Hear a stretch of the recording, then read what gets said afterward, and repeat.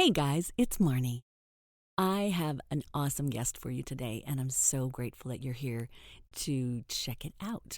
But before we get into that, I want to tell you a bit of a story that you might not know about me. Back in 1979, my family and I took this road trip that was for about a month long, and we live in interior of British Columbia, or did at the time. So we went down across the states, and there was this really great little store that kind of had a little bit of everything. I can't remember the name of it. But my parents walked in there and picked up and I'm going to date myself, an 8-track tape of the Carpenters. So on this month-long journey, we listened to that tape over and over and over. And at that time, I was probably about 11. And I just fell in love with Karen Carpenter. So by the time I got home from that trip, my parents were just like, I think we should put you into some voice lessons. What do you think? And I was like, I love that idea. So off I went into voice lessons. And in high school, I had a band called Line of Fire. So singing was something that was really one of my first loves before I got into being a voiceover artist. I was in college and I was studying advertising. And I had one of my friends who was a drummer come up to me and he said, "Oh, Marn, you got to learn about this school. It's so perfect for you. It's called Musicians Institute of Technology. It's right in downtown Hollywood. And I'm going to apply, and I think you should too." Back then, that was way before the internet, so I don't even remember how I actually got the information, whether I mailed away for the catalog or how that worked, but I ended up auditioning and moving to LA, and that's where I met today's guest. Today's guest is Angela Kelman, and she is a Juno award-winning artist from Brandon, Manitoba.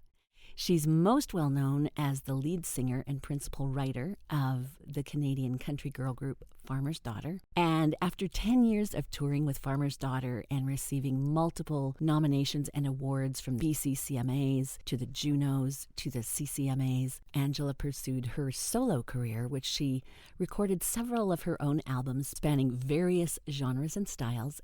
She had a bossa nova style Cafe Brasilia. She had a Juno-nominated children's album called Angela May's Magnificent Menagerie. And in 2021, she had a disco album called Mirrorball. There's no style that Angela cannot do. So we have so much history and so many fun things to talk about, and I am so excited. So let's get into it.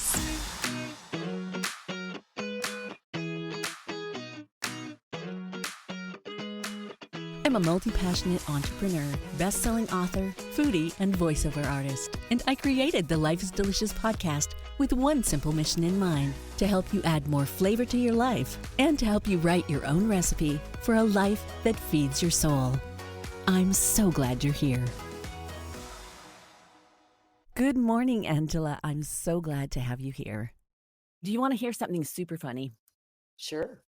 We've been friends for over 35 years. No, we have not, Marnie, because we're only 39. Oh, that's right. I forgot. I'm not supposed to tell anybody. That's crazy to think that, isn't it? Isn't that insane? I was doing the math and I thought, what is going on here? But I guess that's just life. That is life. And then when you look at those things that people post about, 1980 was, so many years ago, it's like, oh my dog, it was. Yeah, and we remember those days. We do remember those days barely. Yeah. Yeah, exactly. My first question is, take me back to when you were a little girl. When did you catch sort of the singing bug, and what was your biggest influence that kind of led you into the performance space? Well, that is a very interesting question. So I think I had an excellent choir director in elementary school and music teacher back in the days when there was a permanent music teacher on staff, right? Yeah, that was amazing. It was amazing. And I give her all the credit for recognizing my natural ability and saying to my mom, and this would have been about grade 5, grade 6. So what are you, 10, 11? And I always loved to sing, and everyone in my family could sing, even though they didn't do it like I did it. I was one of those kids that I get emails from parents about going, my daughter's always singing, so can you help her?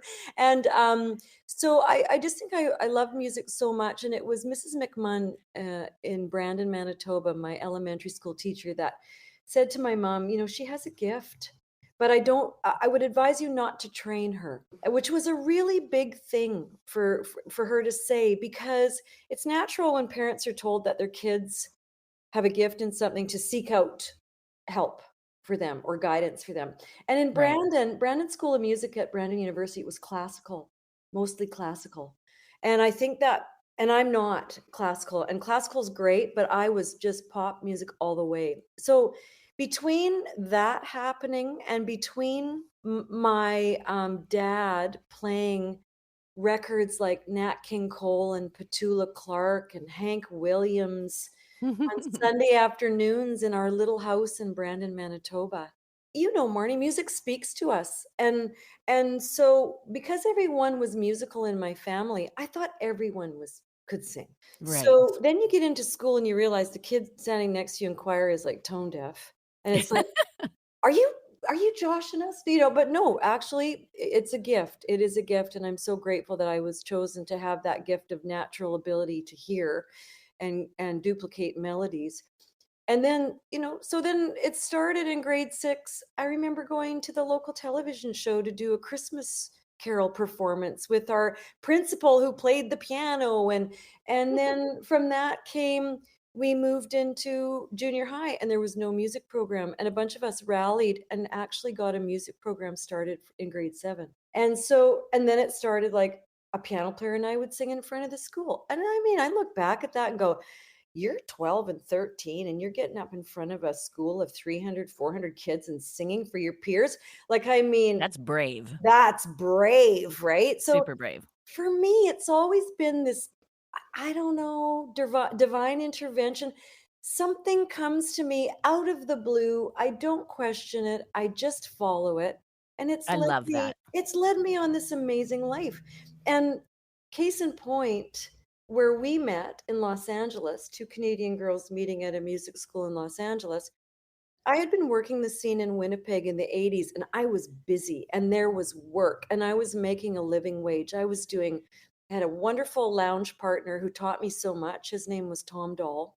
And we'd get house gigs all around Winnipeg. And I was working 48 weeks a year. And sometimes I was Wow. working like a cocktail hour and then going and singing late night in another lounge or with a band. So it was a great time to be a young developing singer. And That's I amazing. Yeah, and I learned so much from the School of Hard Knocks and Yeah. from some mentors in my life like Tom, and then, kind of running my own band. You learn a lot of things really quickly when you take on the role of band leader. You know, that's such an amazing thing that you were advised not to be trained because that's very similar. I started taking lessons at 11 as well. Yes, And the teacher that I went to actually, she had this star pupil who was her opera kind of right? classical gal. And she was like the be all and end all of this, her students. And I remember listening to her sing and thinking, I don't ever want to sound like that. Right? Yeah, And yeah, that was such a and so I actually took lessons with her name was Greta. I took lessons with her for probably 2 or 3 years, and then I got to a place where I was like, I'm getting this is not working for me because I can't do the pop the same way. I don't wanna right. lose that. So Mhm. I quit, and I said, "No more of that." Yeah. So Well, very similar experience. yes, and in my teaching, and I advise parents when they come to me, like, I teach kids classes, and I just love it, and I teach adult classes too. Mhm. And it fills up my heart so much, but we can talk about that, later. But I wanted to say that no disrespect to classical and operatic training, it's Not really at great, all. but you have No. to know what you want. So I What look lane you wanna be in for Yeah, sure. so opera and classical are different. You use different techniques than you do with popular music, and you cannot transfer all of those techniques into pop music. Like, I walk into wherever and someone's singing a pop tune, and I can tell instantly whether they've been operatically trained or not, because you Absolutely. have to understand the difference. And a couple of times I've had students who ended up going to CapU in the music program, and they come back to me and I go, "What happened to you?" Right? It's like, no, I have to make you aware that you leave the operatic voice at the door when you come into my house wanting to learn how to sing pop songs, Right. because that technique doesn't work with popular music. It's a totally different sensibility Apples, it is, yeah. and even the way you use your vowels and everything, right? Yeah, yeah, it's apples and oranges, yeah. Totally. So here's a question because I've always been curious, and the reason I ask this question is because I love to sing, and that's one of the reasons I ended up at school in Los Angeles with you. Mhm. But performing was not something that came naturally to me. So like where did your love of performing come from? And another reason I ask is because when you get on the stage, and I remember just really admiring you for that so much when I was a young girl because you were a little bit older than me, not by much, but um, you had lots more experience. But Mm. you light up when you're on a stage, and it's so apparent that it fills your heart and your soul, and you bring this light with you. So where did that come from? We feel music differently, those of us who make it our life passion. I think Mhm. I've always maintained that we need to feel things a little deeper so that we can, when we get up on stage and sing and emote, we make everyone else feel something. Because that's our Yes. job as a singer. Our job is to interpret the song the way the writer intended it and to use all our skills, natural or learned, to deliver an emotional performance that makes your audience sit up, take notice, and feel something. Because so many people go through their lives not really feeling like we just get on, like, especially nowadays when everyone's so busy and we kind of go into autopilot, and that's personal opinion. But if Yes. you can, I think so many of us are drawn to music because it does remind us we're human, remind us we're emotional. The performance thing, I just love to entertain.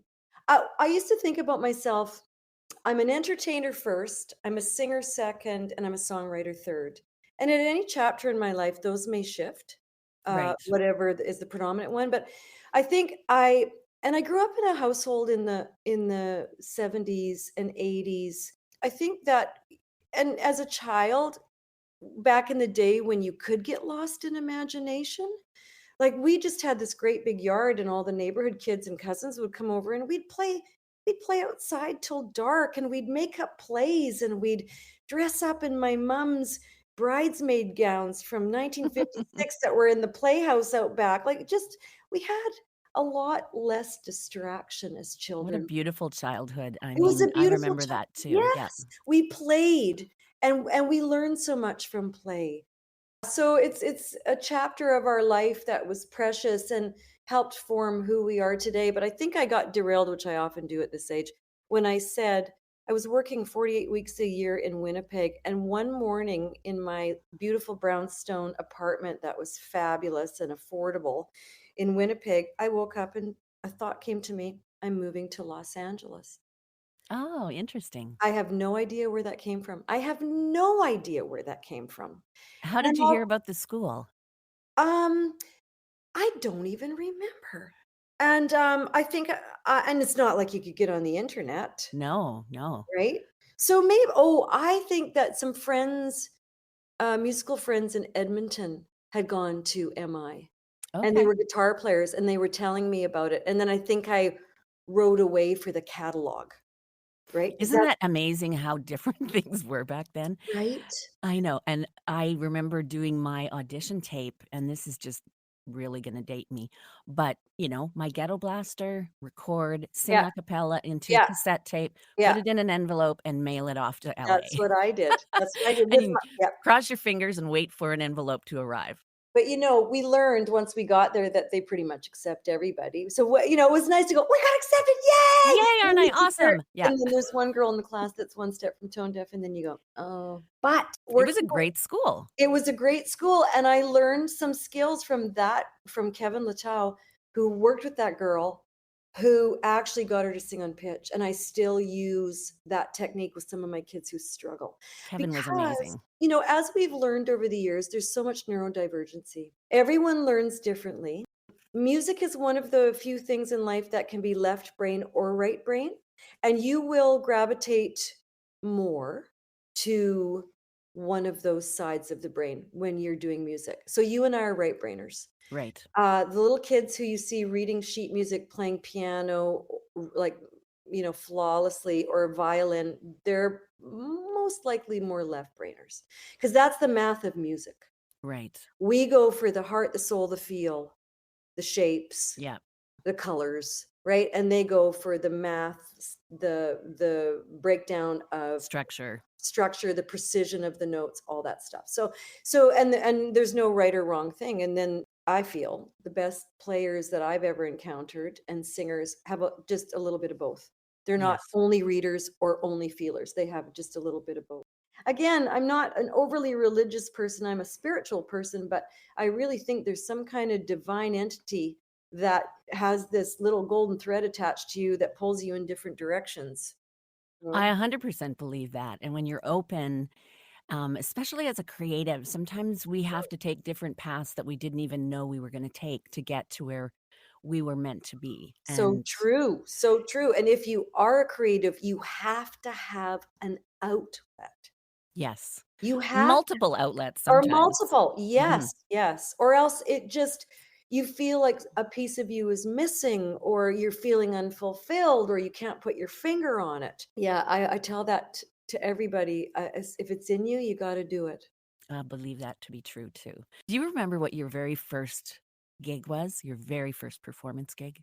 Oh my gosh, that was a long time ago.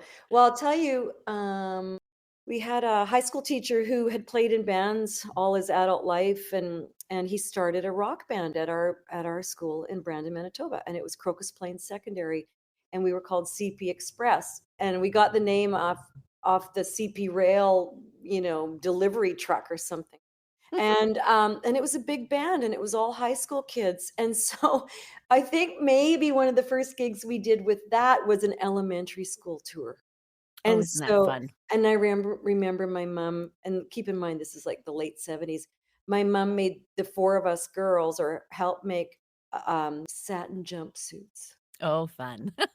Yeah, not the best choice, but anyway, and they were in different colors, and the Very little '70s, very very '70s, '70s. and the little kids were just they treated us like rock stars, right? And rushed the stage after the show. It was very cute. But then from that, being, one of the lead singers in that band, a local dance band called Cold Duck, who had been around forever, hired me as their singer. So I remember the bass player, Paul Solon, coming to my mom's house, and I'm 16, and he's like 27 or 28. And he's going, "Yeah, Mrs. Kelman, Molly, we'll look after her like big brothers. Like we will make sure that she is like, she's all good." And they did. Those guys looked after me, and they were really a great band to start my performance career for money with. Yeah. I was at 16 and 17 and 18, I was working a lot, and I and you're gonna laugh, and I remember making 80 and 90 bucks a night. Like, you were doing Wow. weekend gigs, right? So you now this is 1980, That's right? good money for back Well, then. now you only make 80, 90 bucks a night for some gigs, right? Isn't that insane? Right? And it's just like, that's insane that nothing's changed in 45 years. Like, it's Crazy. just insane, and so many reasons in the world and social media and sharing platforms and streaming platforms has really demonetized the art to Oh, the I artist yeah. for the artist, and don't get me started on that. That's another subject day. But anyway, That's but another episode. that's another episode, but, we as creatives, we don't do this for fun. We do this because it's in us, we have something to say, and we should be paid for it. And there is, there's different levels of, remuneration, and if you're lucky enough to do what I did with Farmer's Daughter, even though it was a struggle for the first few years, by the end of our 10 years together, we were making some pretty good money, but we also self-managed our career. So most of that money was going back into the promotion. And Right. again, this is pre-social media. So we are dropping 40 to $50,000 a video. We are dropping, you know, tens of thousands of dollars in recording albums, keeping a band on the road, crossing Canada. You're out in Ontario and you've got a full bus of band and you got 2 days off. Well, you still have to pay them a per diem, and you still have to pay for their accommodations. And so, that was a real good reality on Music Business 101. So But what was the hardest part of being on the road? The hardest part for me of being on the road was missing family things. My mother had a mastectomy, and I had said to our management, I need to be there with her. And there was a gig booked in Calgary at the Saddle Dome, and it was some rodeo. And I got the lecture, well, if we cancel that gig, everyone suffers and no one makes money that day. And so I felt a bit guilty. So I said yes. So I went to my mother the day I think I got there, I was with her the day she had her surgery. And the next morning I went up to the hospital and she was bright-eyed and bushy-tailed, and I said, "Mom, I'm gone for like 30 hours and I'll be back." I left her bedside after this major operation. And this is before Brandon had WestJet service, so my cousin drove me into Winnipeg, caught a flight to Calgary, showed up for the gig. The guy that was the promoter on the gig had no idea what he was doing. Nobody showed up. We got stiffed on money. The guy never paid us. And I'm thinking, and I left my mother for For this. this? And I will never do that again. But one funny thing happened from that, a performance to 10 people in the Saddle Dome. There was a cow there, and we always sing the national anthem at these things. We sang so many national anthems at places all over for pro sports and rodeos and public events, yada yada. So I hit the pitch pipe. I don't know. I think we do it in B or something. Oh, Canada. And you got to remember, I got a part above me and I got a part below me. So the key Right. has to be pretty bang on for us to stay in our ranges. So I hit the pitch pipe and the cow goes, and we go, oh, okay, we sing in the key of cow. Whatever that cow did, put all three of us in the same key and where that calf hit that note. It was the funniest thing. And Jake's eyes are getting bigger because it's so freaking high for her. But that was one of the funny stories that happened Oh, that's to so offset funny. the sadness for me of that weekend. Yeah. Well, isn't it interesting, though, that we have to go through those hard moments to create boundaries for ourselves and to That's find those exactly. moments where we say, I'm never doing that again. And that's a line in my sand that will never move anymore. Yeah, yeah, that is so true, and you're right. We have to have those life experiences to teach us that, yeah, well, that didn't work, Yeah, right? 100%. So That's what not doing it again. And I think as getting older, I think I have way easier time saying no. And I have a girlfriend who's just like she is a force. And she's been a force for the last 30 years that I've known her. And one of the things that she said one time that I've adopted is, that doesn't work for me. And how can you argue with that when someone's asking you to do something that you may not really want to do? I know. And I love that so much. And I use that for myself. Yes. And I think part of my ability to set boundaries now is whenever consider doing something, whatever it is, for someone else or an obligation, I have to be able to do it and be happy about it so that everybody's winning in the situation, because if I have to compromise my own happiness or my needs to help that situation, that's a no-go anymore. Yeah. Yeah. And it takes a long time to learn that, I you think, know. yeah, that's life lessons too. And so I work with a lot of teenage girls. I have a real rainbow of kids in my school, and I love them all, and they are amazing. And they're very brave. And one of the things I share with them is you don't have you can have boundaries at this age. And if you're around somebody that you don't feel good around, then you can block them. Use the social media terms. Yeah. You need, and I tell them they're all precious and they're worthy of someone who treats them well if they're choosing partners. And my husband's often out in the kitchen just outside the music room where I teach, making me dinner because I haven't like an hour between classes. Sometimes I go, and I said, you want a partner like that, Exactly. who works along with you to make things run smoothly, and thinks that what you do is great and supports you. And I wish someone had said that to me in my youth, because I think I would have saved a lot of time. I think that's such an important thing, and how blessed are those kids to have you in their life, Oh, because if you can learn that lesson at a young age, your life, you just have so much less heartache.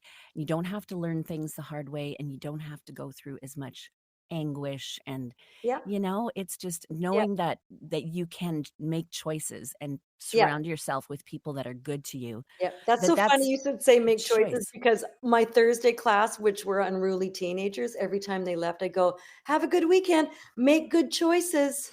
And one of the girls who kinda walked a fine line, she said, "Oh, I was gonna go with those kids," and I went, "Oh, no, I heard Angela's voice in my head, make good choices." Well, there you go. See, what a great See? thing.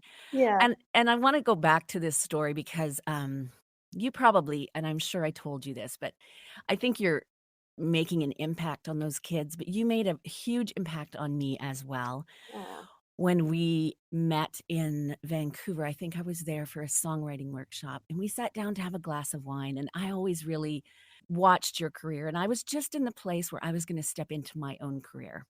And I just signed with a small independent label in Edmonton, and I was just kind of stepping into that, but I had 2 little boys at home. And I remember having that conversation with you about the road and where you were at, and you were just in a place where you were just like, "I just wanna have a baby." Mhm, And I that just profoundly impacted my decision-making process because there was such a pull in my heart to be a mom. That was mhm, just, I loved to sing, and that was my dream, was to be a professional singer, but having that conversation with you allowed me to make a different choice and not feel bad about it, and there's not one moment in my life that I've ever regretted not pursuing that professional career because I needed to be a mom at that time, and I mhm. followed my heart, and I always thank you for that because that was such Aw. a beautiful thing. Well, I've wanted to be 3 things in my life, or 2 things, a singer and a mother. And I've achieved both, but I've seen a lot of my girlfriends in the industry who did wanna be a mom, and and for whatever reason, didn't end up being a mom, and I think they feel a little bit of a loss. And having been raised around lots of children, I have a tremendous love for children. Music and children are my biggest loves in my life. I think that with your little guys, you had what I wanted, and I had what you wanted. Like, but it's finding the balance. Oh, absolutely. It's finding the balance. And I was lucky in that the career happened and I got to a certain level, top of the Canadian music industry for those few years. And then, like, it's a lot of work, it's a lot of sacrifice, it's a lot of heartache, it's managing egos, it's it's bittersweet, and it can wear you down. When Farmer's Daughter wrapped up in the early 2000s, that was more my choice to move on in my life because it wasn't feeling good anymore. So I just knew, and I'm one to beat a dead horse. You know what I mean? Like Yeah. it's like, and I just, again, Not a quitter. not a quitter. When I'm in, I'm all in. And so, but it was starting to weigh on me. And I thought, I am 34 or 35, and I would like to have a child, and this is not feeling good anymore. And so started to pull out of that. And then our management company went on to manage Emerson Drive. But there's an abrupt halt that happens once you've been in the limelight that's very hard to deal with.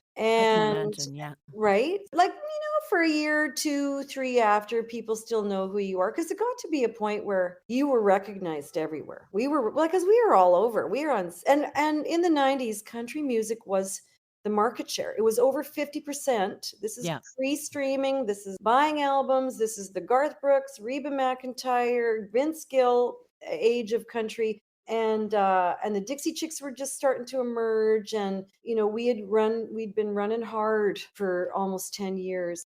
Again, something said, if you don't get off this carousel, you may miss your opportunity to have that other thing you want most in your life, which is a baby. And I was planning to do it on my own because I relationships hadn't worked out for me. And one day on a plane, I'm flying, and I was also like you, Martin. I was exploring other directions of my career under the umbrella of music. My perfect gig after Farmer's Daughter would have been like a talk show like Rosie O'Donnell, or right, because a cooking segment and a music, or Kelly Clarkson music Right. segment. Like I would have loved to have done that. Me But too. yeah, right.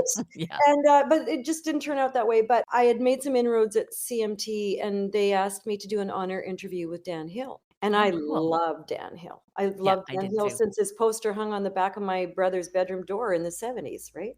So I was excited. So I go out and I buy his latest CD, and I'm reading the liner notes, and I've got some stories and things I remember from his career past. And I was on a plane. I had the liner notes, I had some other references, some magazines or whatever.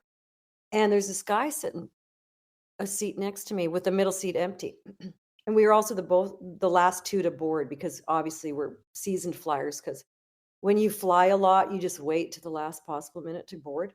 We sit down. Turns out he forgets his book. He's an avid reader.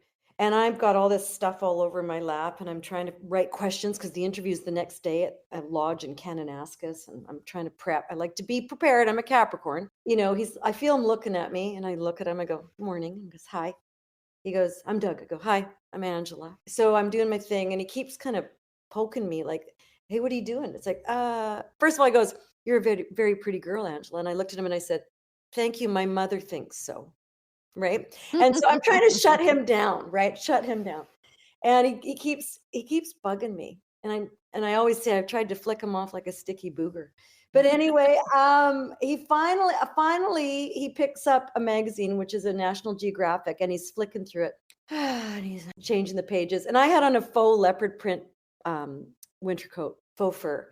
And he found I don't know what it is. It's not a pride of leopards, whatever it is, a leopard. It's a group of leopards. And he leans over to me, shows me the picture, goes, hey, look, they're wearing your coat. I go, okay, buddy, you want to talk? Let's talk. Okay, so I pack up my shit, and okay, the floor is yours. So he starts talking. Well, where do you live? I said, North Van. And he said, oh, I'm going to a friend's 50th birthday party in North Van at the Queen's Cross pub next week. You should come. Give me your number. And I go, no, I don't know if this guy's a serial killer. Anyway, he doesn't know who I am, which was quite refreshing, actually. He didn't Lovely. know who I was. He said, but his friend Bobby would know who I was because he was a big country music fan. So anyway, jump ahead 25 years, we're married. And that's the guy I married, and the father of my son. And Serendipity stepped in right? and gave But you the thing, another yeah, gift. we told this story at our wedding. And the big thing, which was really funny, I looked at him, and Doug's a wee bit older than me. He's 18 years older than me, but he was he had jeans and a turtleneck and funky glasses and a belt buckle because he's an Alberta boy. And when we started talking, I said, "Are you married?" And he said, "No, I've been separated for 18 months." And I said, "Do you have kids?" And he says, "Yes, I have two, and I want more." He said that. He claims Wow. to this day he did not say that. I said, that made my 35-year-old little ears perk right up, because you looked like you had your own car and you could possibly pay for dinner once in a while. That's the criteria right Right? there. Because I've been dating musicians. No disrespect to my musician friends, and I have had a couple of very generous musician friends. But yeah, he still claims he did not say that. I said, well, then God made you say that, because that's the thing. That was the seal of the deal. Like that's it. Oh, okay, let's talk, right?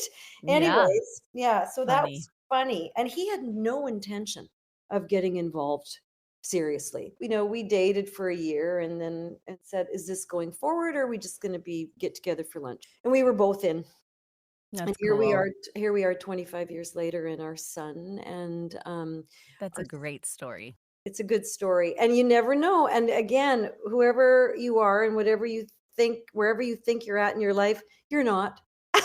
Exactly. Yep. Just give in.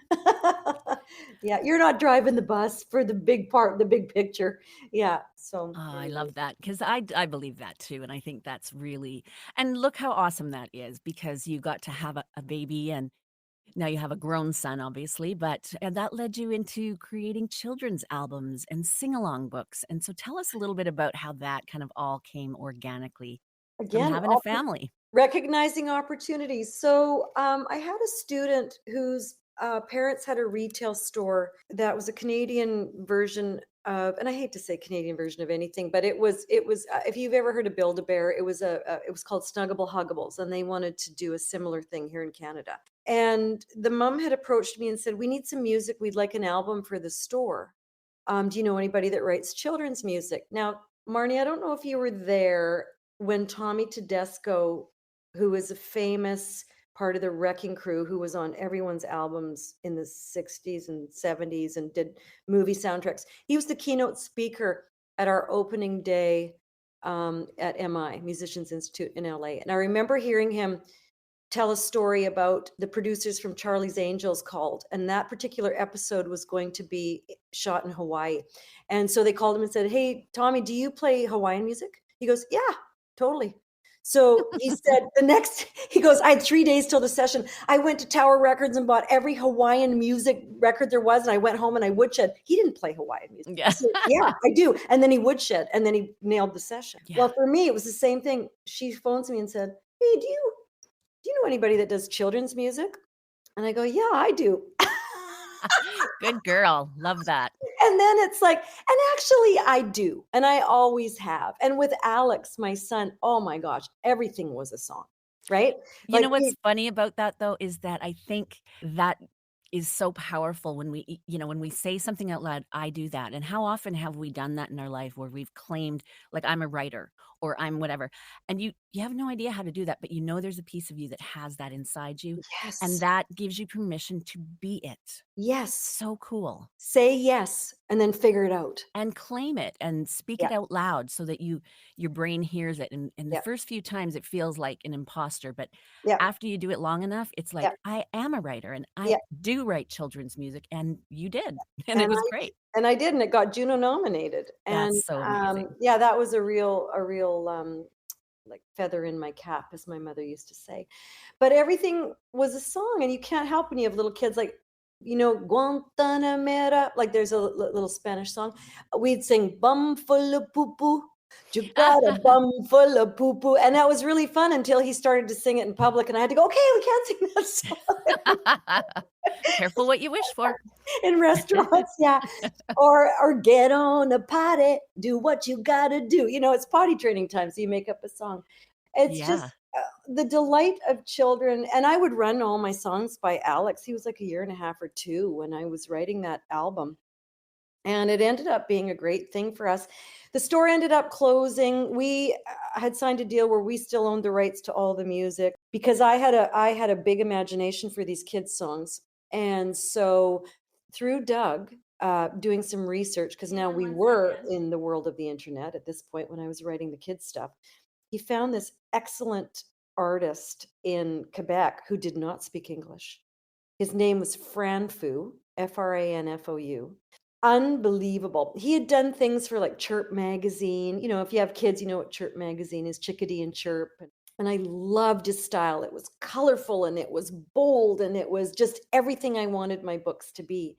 And we communicated via email, and he got the songs, because in all my songs there's that little entertainment element, there's a little bit of humor, there's a little bit of educational references. He got all of it, even though we did not speak the same language. And it was just a delight to work with him. And I did 3 books. I did Frank the Cat, and I did Disco Dinosaurs, and I did Funky Monkey. And you can check out angelakelman.com. They're all on there. And it was one of the most fun creative endeavors I've ever done, right? Yeah, and it's really I always think it's for creative people, we often need to wear more than one hat, and Oh, we do. it's so fun to be able to express yourself in different ways Yeah. and scratch a different itch, you know? Yeah. And it's the hardest part for us creatives is the marketing. But I'm finding that even for my little local gigs that I'm still doing, social media is pretty damn powerful. But I It hired a is. 26-year-old to do it for me. Well done, well done. Because I can't.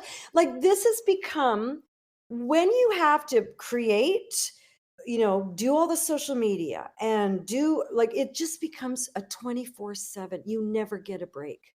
It's important to do what you're good at so that you can use your strengths in your way, and like you say, hiring a 26-year-old who Yeah, that's what she's good at, and so it's she's such a great. beautiful thing. It is, and we work great. She's my assistant. She's been my student since she was 6, and then was my assistant all when she was in high school, and then went away to university and came back, and she's been with me ever since, and I just couldn't do it without her. I couldn't, and she's got a vision. She sees how, the end game, and it's really working. And so I have to laugh because I don't know if you follow a comedian on social media called Leanne Morgan. No. And she told a story. All of a sudden, I started seeing Leanne Morgan, and she's funny. And my Christmas gift was to go see her play in May, so I can't wait. She's here in Vancouver. But she told a story about she hired some 20 somethings to be, they approached her, I think, and said, "Hey, can we, like, we can do social media for you and we'll post a clip." And one of the first clips they posted of her talking about going to her and her husband, who are in their late 50s, going to a Def Leppard Journey concert. And she tells this story and it's hysterical, and she does great physical comedy, and her facial expressions and her body language, and it's not vile or vulgar, and it's just good, clean fun, lots of family stories and stories about her and her husband Chuck Morgan. And these two young guys posted this clip of her talking about the Journey Def Leppard concert, and she went viral. My And gosh, now that's and she amazing. said, and she started as a Silpat, I think one of the jewelry companies, Silpat or something. She was an in-home, you know, you'd book a party with her. And Right. she knew she was funny, and she would go off script. And she started getting her own banter, and she couldn't get arrested to do comedy clubs or anything. Like, no one was interested. Like, you're just a housewife kind of mentality, right? Yeah. And so, but then after this social media thing went viral, well, she's selling out all over North America I now. love that, And I love she's that. got her own, Chuck Lorre just got signed her for her own TV show, and she was in the movie, not the best movie, but a lighthearted, detach your brain with, Cordially Invited, Reese Witherspoon and Will Ferrell. I She haven't was watched it yet, Oh, but I'm it's going to. cute, and she's Yeah. the older sister, and I just love her because she's almost my age. She said, "I knew I was destined for Hollywood as a child. I just didn't know how I was gonna get there." Right? So now she's there, and it's real her journey is really interesting. It's so funny because, I quite often talk about show through talents, and I talk about this a lot on the podcast because I think that that's a prime example of somebody who has this gift in them. And so often we discount what comes naturally and easily to us because we think it's just too easy. I can't make a living doing that. It's too Right. easy. I have to Mhm, struggle or go get a job or, mhm, and somebody has to pay my way. mhm, But it's so often the opposite of that. And if you pay attention to the things that really shine through in your gifts and your talents, man, you can totally run with that and make a mhm, whole life from it, as we've mhm. both, found. And I think that's so great. Yeah, it is great, and, I've been really lucky in my life that people along the way have recognized my gift and have rewarded me for it. The One of the hardest parts about being, your own advocate is asking for what you're worth. That's That is super I important. struggle with that. I struggle with that. And I'm at a place where it's like, if they don't wanna pay me that, I don't wanna do the gig. And I've found a nice balance of gigging, a little bit more. I'd like a little bit more than I am now for better pay, because I got back into some of the local breweries just to get my chops up, because singing is very physical, and it's like weightlifting. If you stop doing that for 6 months, you're gonna get a little flabby, and you gotta work for a month to get back to where you were before. So singing is an ongoing thing. The way I sing and the repertoire I sing, it's a lot of energy and a lot of athletic energy. So I need to stay in shape. So anyway, I did a couple of, brewery gigs that didn't pay well. But now it's like, okay, here's some entities with a little budget. And a lot of them ask you, what do you want? So you fill it in. And I'm just at the point where this is what I want. If you choose not to, that's okay. Yeah, and you know what I do with voiceover work? I've struggled with asking for what I was always like, "Am I gonna bid too high and then I'm gonna Right? lose the job?" And like, "Oh my goodness," and I really struggled with that too, and then I got to a point where I was like, "You know what? I've been doing this for a long time. I'm really good. I deliver on time." Yeah. And so when people would say, "Could you please quote on this job?" I would always return the email saying, "What's your budget for the job?" And quite That's often what I yes, that's what I I would learned too. say, "Oh my goodness," I would charge, let's just say $300, and Yep, then I'd say, "You tell me what your budget is, and I'll try and make it work for you," and then they might come back, "Our budget's 600," and I go, "You know what? I can make that work." yeah, yeah, And then you make yes. twice as much money, and you go, "Why didn't I know that Why 20 did years we ago?" why did we undersell ourselves? I know, it's I such a always powerful thing. right? I always undersell myself. I remember I'll tell you a story. I had a four-piece kind of vocal thing going on. It was really good, and it was a piano player, and it was kinda like Manhattan Need Transfer thing, and an agent I used to work with called me and said, "Yeah, yeah, I've got a gig, but the budget's not that great." And, it ended up being like $200 a man, which was the least I will ever pay anybody, and I said, "Okay, well, we'll do it this time." You know who the client was? Who? Mercedes-Benz. That happens a lot in my industry too. And you know what? It wasn't the client, it was the agency. And it's like and there's another lesson learned, right? It's Yeah, like, "Yeah, I I won't do know. that again." So and then Yeah. you go and you give a great performance and people rave, and it's just like, "Oh, great. I just gave you a $1,000 performance for 200 bucks." And once in a while, you need to do that to maybe get in front of that client, and then from that point on, Right. Yeah. you can attract other clients of that caliber, but you're not Yes. gonna do it for 200 Yes. bucks. Or it's a charity event, you wanna Exactly. give charity events a break because they're there to make money for a good cause. That's awesome. I love that. Yeah, yeah, we're smart, Marn, we're smart. Well, we're Yeah, figuring it out, we're figuring it out. one day at a time. Yeah. I think we played a game with a bunch of my friends a couple months back, and it was like, "Say one word that describes you," and I said resilient. I was just gonna ask you as you were talking, I was gonna say, where do you think that resilience comes from? Because I think resilience is actually one of the most key elements to have happiness in your life. Yep, and I think the resilience came from my mother's example, because my mom was a child of the dirty 30s of the depression. She was hungry as a child. They wore rags as a child. She told stories about living in a one-room shack in Saskatchewan with knot holes where the snow would drift in, and the kids would go out and pick up the cow patties to put in the stove to heat the grandma's old cook stove, which is about the only thing they had. And she would say, "Some days we only had a piece of bread with a little bit of sugar sprinkled on it, and that's all we had to eat." And Wow. as I was a struggling young musician, her first question to me would always be, are you eating?" Right?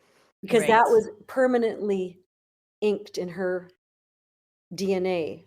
And then in 96, when she was 63, she was hit with breast cancer, Right. and she fought it for 22 years.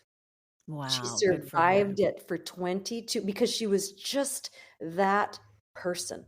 Tenacious. She was tenacious, she was resilient. "This isn't gonna get me," she'd say in that tone, and she was right. And I think of a lot of it's mindset. And so I watched that all my life and admired her for it. She she finally accepted what I did for a living when in her daycare, they would turn on CMT and here comes my face, right? And all of a sudden, here I am on TV in her daycare going and she's going, "Okay, I can Alright. relax It's a now." thing. Yep. It's a thing. She's doing it. She's paying She's her doing it. bills. We don't have She's to pay her. eating. She's She's eating. buying groceries. Yeah, she has her own car, she's in a good place. So, but I have to tell you a funny story. So one of our first Farmer's Daughter radio hits was our version of "Son of a Preacher Man." I love that version. Right? We did a country swing version, and one of her little kids, I think it was Kayla, she must have been 5 or 6, and mom would play Farmer's Daughter in the daycare, and Kayla said, "Auntie Molly, can you please play that Farmer's Daughter song, 'Son of a Bitch of a Man'?"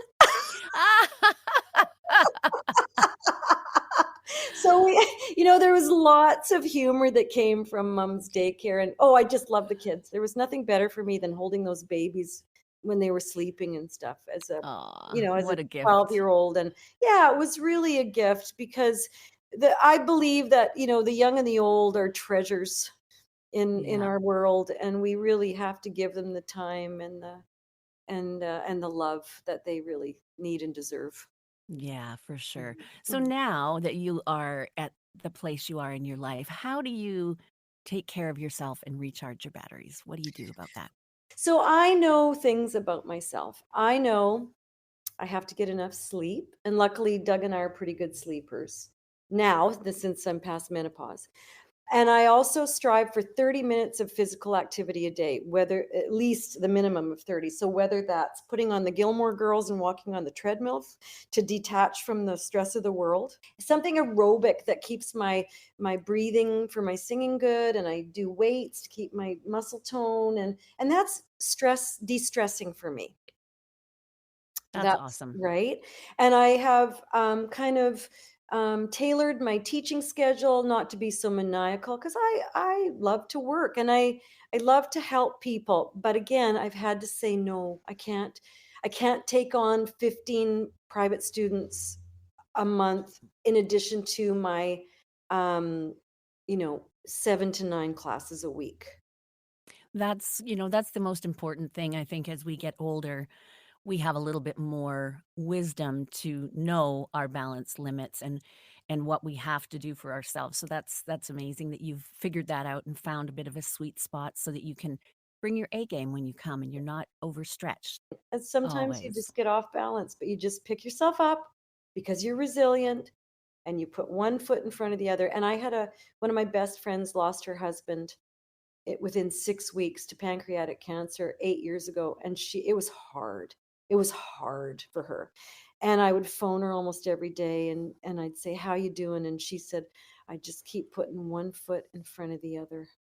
And that Yeah. sticks with me because that's progress. Right? Absolutely, and sometimes it's baby steps, right? It's And baby and steps. that's all that matters is that And you're now 8 continuing yeah, on. now 8 years later, she's thriving.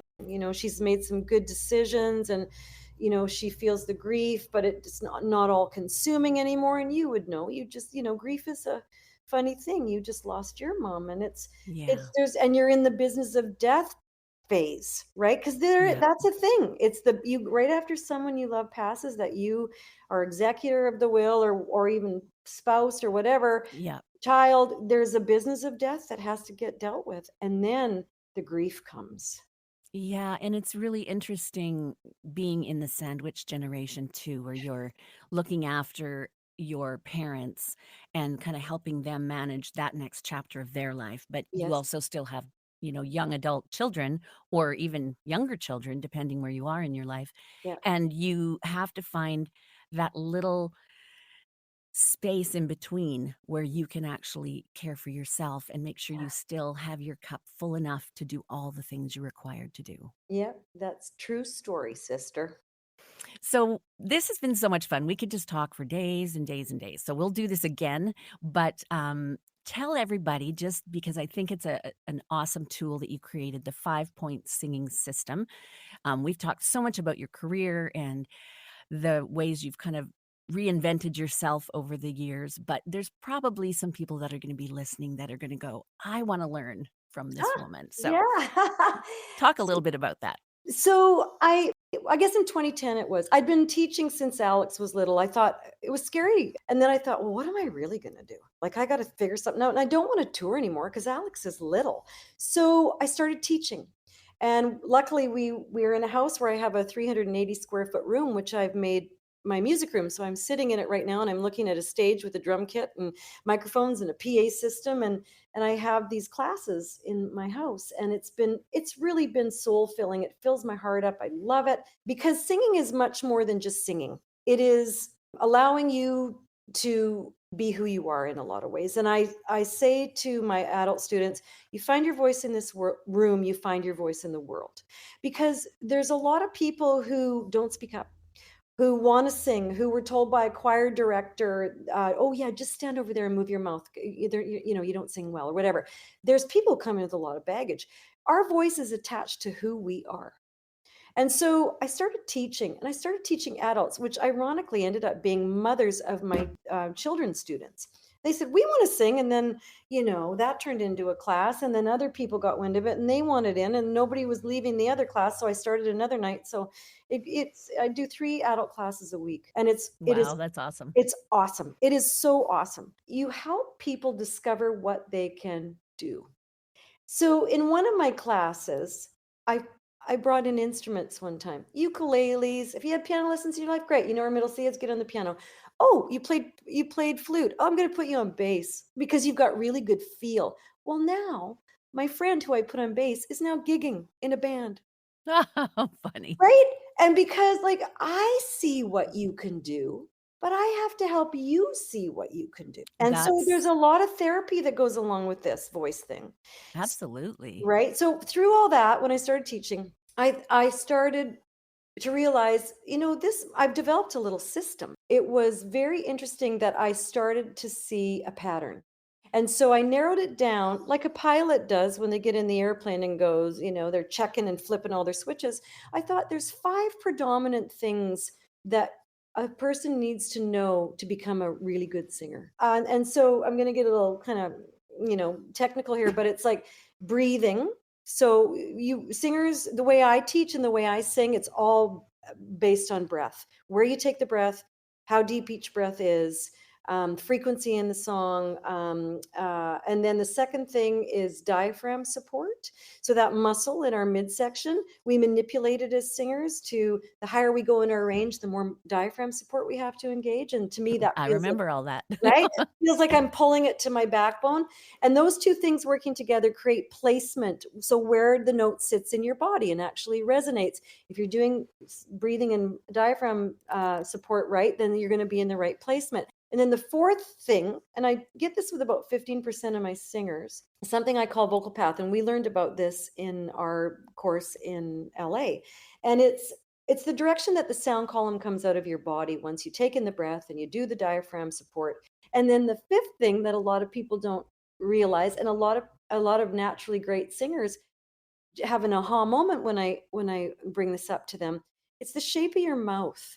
Especially in our mid-range and above, when we're singing pop and rock and country and lots of big sounding songs, you have to drop your jaw to release all tension. So I realized through almost 20 years of teaching that anything in a song can be fixed with one of those 5 points. There's gonna be a lot of people that'll find your system really useful and helpful, and I'll definitely link all of that in the show notes so people Thank can you. find you and get a hold of that 5-point singing system if they would like to, and oh my goodness, what a pleasure. It has been such a joy talking to you, and I just hope you guys have all the best in 2025. Thanks, Marnie. I appreciate it. And I appreciate you asking me to be a guest. And one of the things I'm listening to you as you speak, you're a great breather. Oh, well, thank you so much for being here with me, and we will definitely do this again. Sounds great. Take care. Oh my goodness, that was so much fun. And so many great nuggets of wisdom. So let's recap some of the awesome things we talked about today. Number one, we need to stay open to following our guidance that shows up for us because it can help us to create the most beautiful life.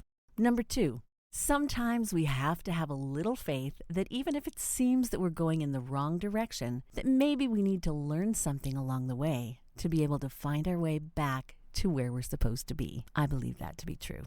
Number three, we need to have experiences that we regret or where we make mistakes so that we can learn the lessons that help us to create healthier and better boundaries for ourselves. Number four, when you follow your heart's calling, surprising things and miracles can await you. Number five, speak it into existence.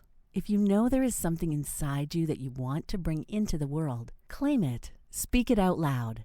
Believe it, and before long, you will be exactly who you want it to be.